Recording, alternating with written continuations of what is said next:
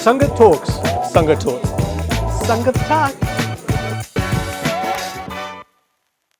It's now time to introduce a demonstration from the Fearless MMA team. Fearless MMA is an organization working to propagate a healthy lifestyle and education through mixed martial arts. I'll give the stage to you.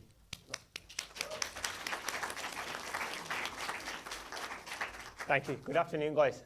Obviously, as you can tell, I'm not one of them two handsome, bold men on that screen. Yeah, but we are the main instructors at Fearless MMA. So I just want to talk about the gym first initially, and then obviously we just talk about our own personal careers as well. So Fearless MMA was like that was said, it was created in 2008 under Cage and Camby Banga, and they were very heavily influenced by their grandfather, who was originally a wrestler.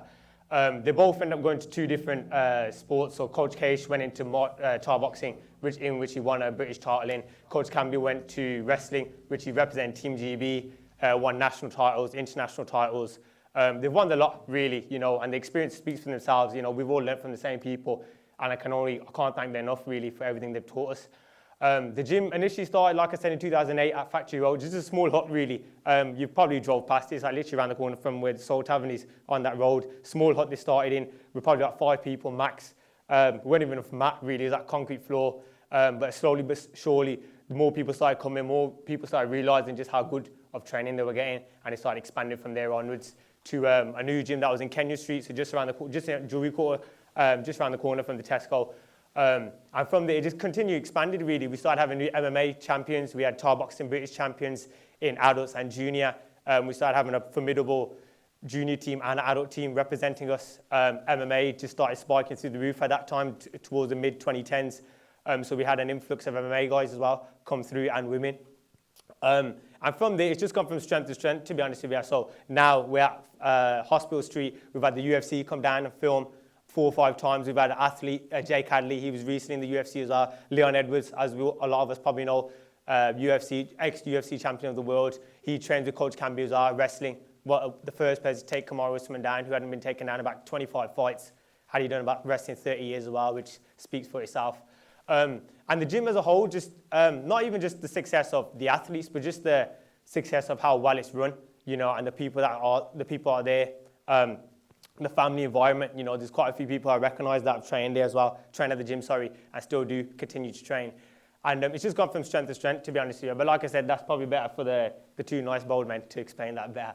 But in terms of our own personal careers, so I started when I was about 14 at Fearless, and I initially just done it just to gain confidence, to be honest with you. So obviously I was, again, brought up in a strict house, so mom was like, no, you don't need to do none of this boxing rubbish, go to book club, go to tennis club, all that. Basically, I went through that for a long time.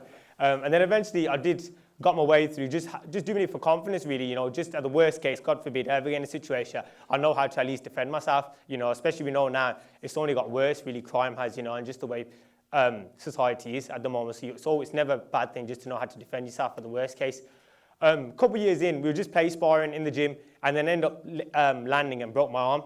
And it was at that point, really, where I started having, my intention was to start competing, but then it got held back a bit there from that. But I had 2 options, really, at that time. A lot of my family that started coming down, as soon as I got out of the hospital, I was there about 3 days because I had double break. A lot of my family, my cousins, aunts, etc., they all started putting me off it then. And they said, listen, that you've been doing this sport 2 years, you know how to defend yourself, etc., etc. That it's just time for you to stop now, And for me, and like I said, sorry, I should have said that I'm nowhere near as successful as the people before me that have spoken. Not yet, anyway, hopefully, God willing.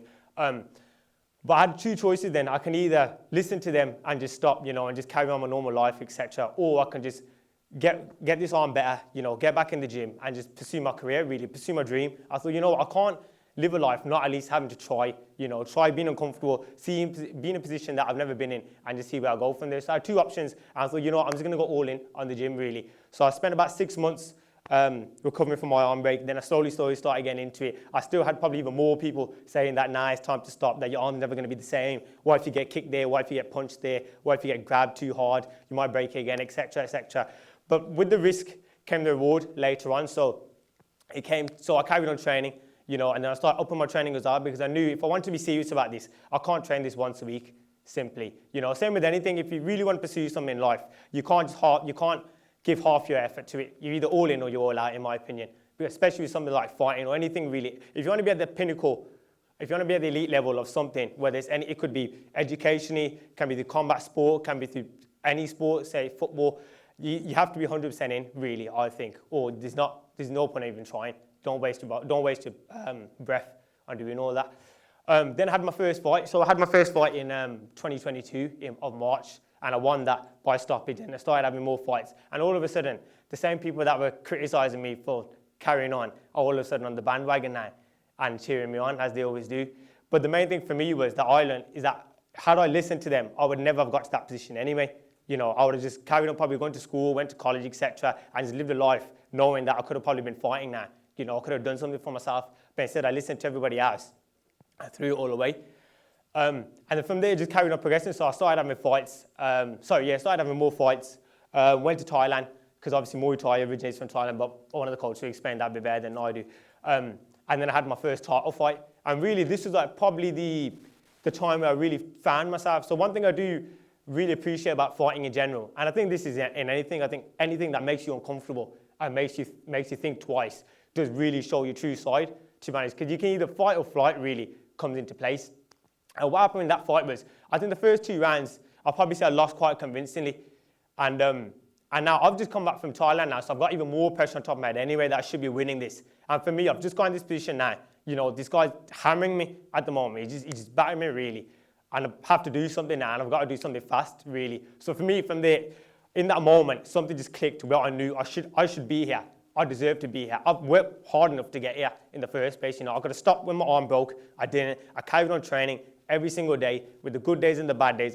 I deserve to be here now. But I've got to show everybody else. And I've got to show myself why do I deserve to be here in the first place.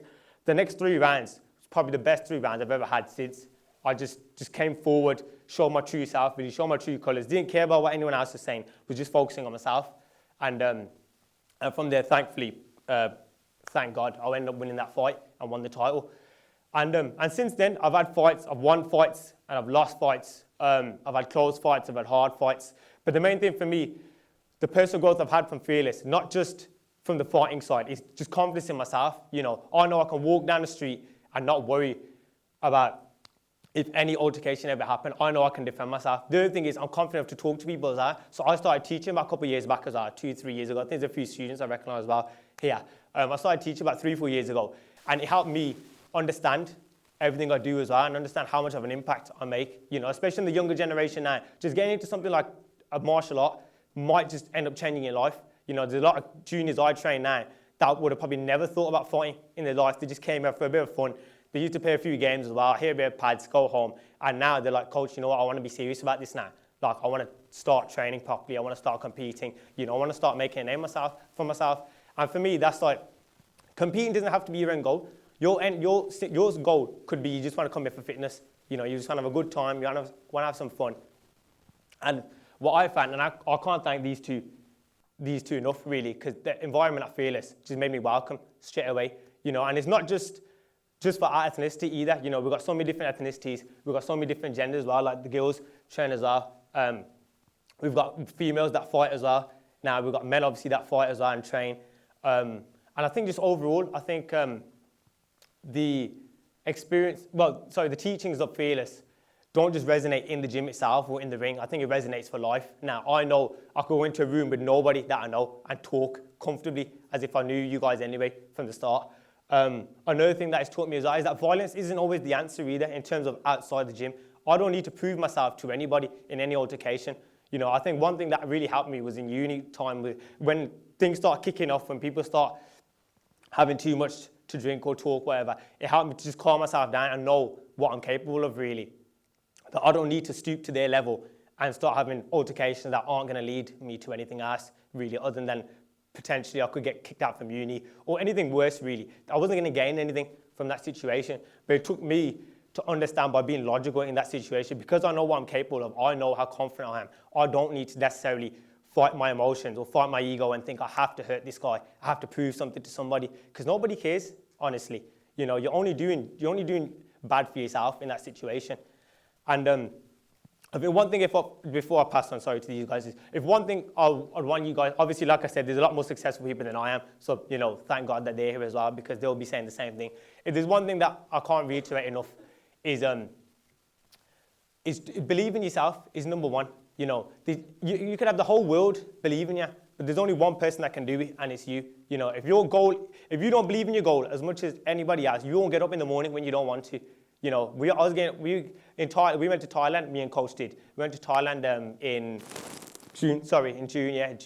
May to July, and we were training. I thought I was training hard here, till I went over there, and then we realised we went touching the floor with how hard actually elite level athletes are training.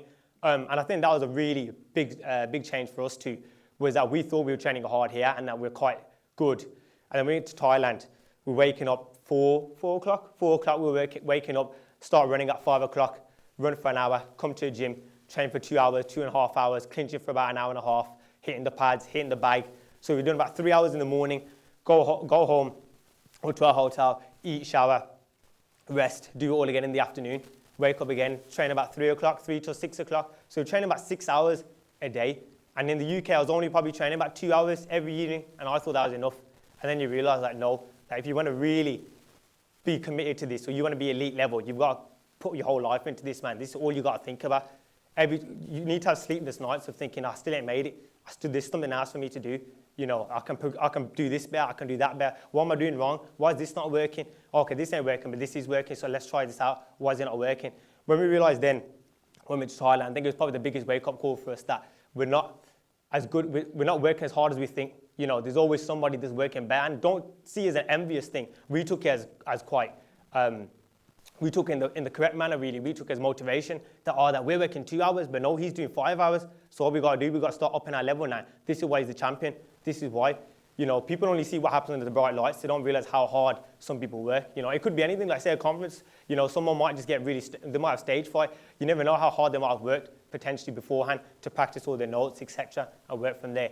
I think that's one thing that society is really bad on, is that you only judge someone off just the one situation. You never understand truly how hard someone's ever worked in their life. We've worked countlessly for years now, and then probably 10 plus years. Some of these guys have worked, in the gym every single day. No questions asked. But that's just society for you. But as long as in your heart, deep down, you put everything you have, there's nothing else to give more than that. As long as you can stand on your own 2 feet and say, what, I gave everything I did. I worked as hard as I can. I gave my best, and it weren't enough. It doesn't matter. Come next time. It might be that time. Yeah. And I just want to pass on to Coach Leah as well, because Coach Leah was one of the first people to start at Fearless, and I think you want to hear her story, basically. Come on then, Leah. Give a round of applause, please, guys.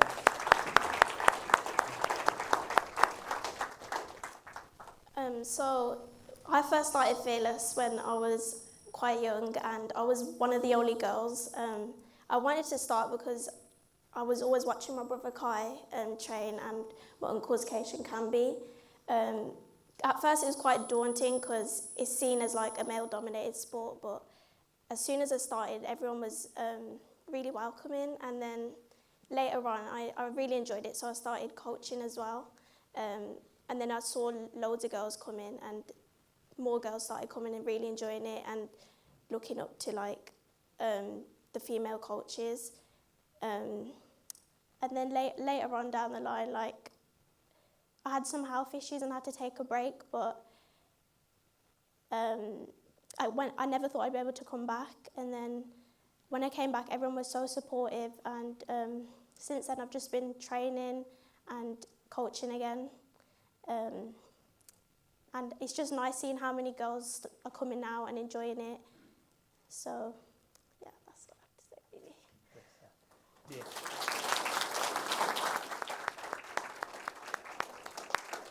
And just, because we brought some pads as well, guys, so we want to do a demonstration. But before that, as the demonstration is going on, I do want to introduce Coach Kai as well, who's one of the main guys at Fearless MMA. If you can just introduce yourself, please, Coach.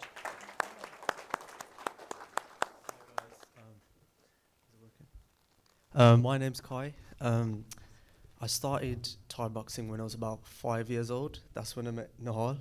My first week of training, he was 4 years old, I was 5 years old. And since then we've been friends for 17 years. He's just getting ready to show a demonstration, but while he's getting ready, I'll just talk you a bit through my journey. So as a junior, I did compete quite a lot. I took a break. I explored many jobs, many career paths, from teaching in a school to salesman to accounting for a year. But in my heart, like, I always loved Thai boxing and had to make that decision. And yeah, in the end, we pursued it. So me and Jas and Nahal right now are professional fighters. So yeah, just a quick hand. Who knows about Muay Thai? Like, has anyone ever trained Muay Thai before? Yeah, from Fearless, yeah, representing Fearless today. But yeah, so Muay Thai was actually created when, a few hundred years ago, when Thailand was invaded by the Burmese army, I think. And when they were slaves, they had to like find a way to self-defense, really. So they came up with Muay Thai. Since then, it's been developed into, we call it Thai boxing here. You wear gloves. It's a bit like kickboxing, but you can punch, you can kick, you can knee, you can elbow, and you can clinch as well. So Nahal and Jas are just going to go through a quick demonstration for like 1 or 2 minutes, just showing all aspects of Muay Thai. Here's throwing punches, elbows. Now this is something we don't do in kickboxing, only Muay Thai.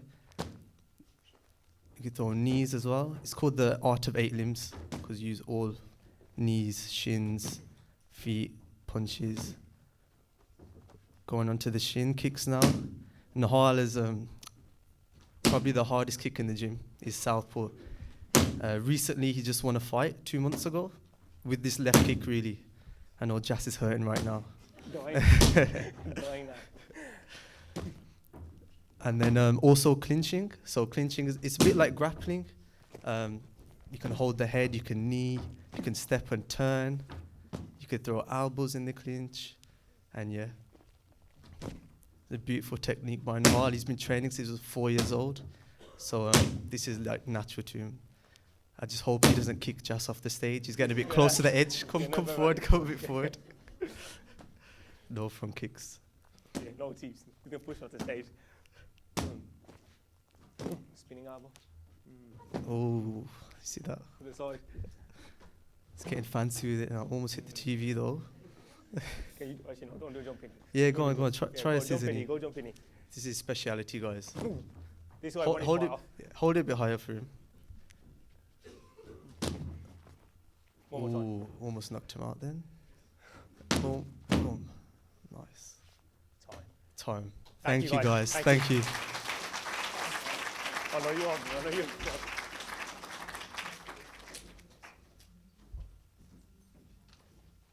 Oh, no, sorry, yeah, one last thing. With the, another thing that these guys were saying actually that I forgot as well was the teaching aspect was I've continued on with the teaching really because I just enjoyed it that much. So I'm currently doing my Masters now. So I'm doing my Masters in Teaching and Learning in my second year. And I think just for me as teaching in general, obviously there's a lot of scrutiny on the teachers now, considering how hard they work. I think the beauty of teaching is you get to see, the progress of the younger generation, especially like teaching the gym now. Like we get kids from about 4, Coach Nar started at 4, Coach Kai started at 5, 4 or 5, that they just come there to have fun, they want to play games, etc. But then you start seeing their growth in their confidence. And they'll be like, oh, Coach, I got this fight today. This is what happened today. Coach, I can't tell you this, can't tell you that. And sometimes just being there to listen to someone, especially as kids are just going to say how it is. Do you know what I mean? They're not going to understand how to hold stuff back. So like for us, especially for me, like I find it's really rewarding that they trust me, and a lot of the kids look up to me now, because we fighting regularly, we're on the big stages. Like our own show, XFC, the World 4 time that we all won at. And from there, I think I enjoyed it that much that I want to pursue a career in it, really. I thought that inspiring the next generation, there's nothing that can beat that. You want to set the example, you want to lead by example to the kids. I could teach them all the techniques in the world, but if I'm not doing it in a fight myself, or I'm not showing you how to do it, I don't think it has that much meaning to, like for instance, all us coaches have competed, all at either junior or adult. And I think if there's one thing to take from it, like I said, is that, like the people before me said, that you cannot replace discipline. You know, if you want as badly say you do, you will get up early in the morning and do it. You have 24 hours, let's say 18, because you say you sleep 6. You have enough hours in the day to make your dreams come true if you really wanted to. You know, if you have enough time to make excuses, you could have enough time to do that work. Yeah, 10 minutes a day is still better than nothing at the end of the day. And thank you all for listening. I hope you guys enjoyed that. Thank you.